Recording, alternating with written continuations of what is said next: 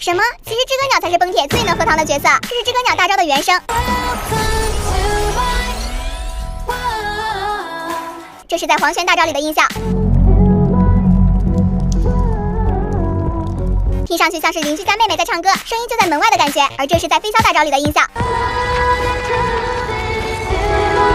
简直就像在开露天演唱会一样，音响效果拉满了呀。而到了霞蝶这里，